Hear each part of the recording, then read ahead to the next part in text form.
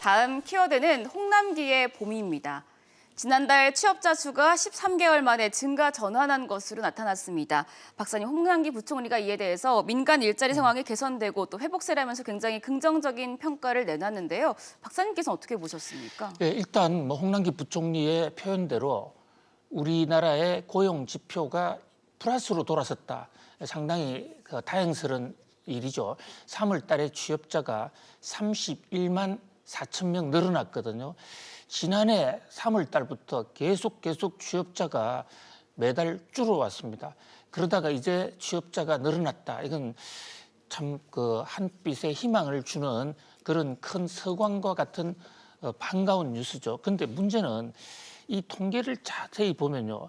31만 명의 고용이 늘어났다는 게 지난달이나 한 주 전 바로 직전에 비해서 늘어난 게 아니라 1년 전에 비해서 늘어났다는 것입니다. 네.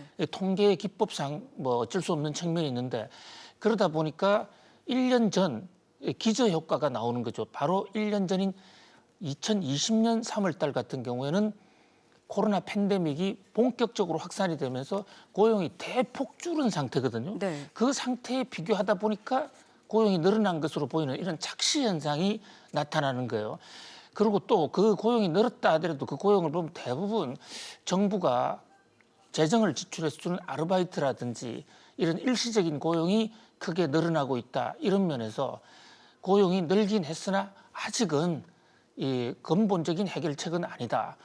그런 면에서 지금 앞으로 이 통계 기저효과에 따른 착시 현상 이것을 좀 예의주시할 필요가 있는데요. 네. 작년에 워낙 각종 통계, 각종 경제 지표가 워낙 나쁘다 보니까 전년 동기 대비 숫자는 올해 무조건 좋아질 가능성이 굉장히 높아요. 그렇다 보니까 이제 착시 현상이 나올 수 있는데 작년에 코로나 팬데믹으로 우리나라 통계가 막 나빠질 때 홍남기 부총리와 기획재정부는 그런 역기저 효과 착시 현상을 막기 위해서 과거 여러 해의 평균 통계를 낸다든지 전분기 바로 전월 대비 이런 여러 가지 보조 통계를 많이 내면서 통계를 해명을 많이 했거든요. 네. 그 과정에서 통계를 마사지한다는 비평까지 들었습니다만 이제 정작 그런 통계 마사지가 필요한 부분에서는 그런 것을 하지 않고 원론으로 돌아가서 전년 동기 대비 착시 현상을 강조함으로써 혹시 국민들에게 잘못된 경제 상황을 전달해 줄 수도 있지 않냐 이런 우려도 나오는데요.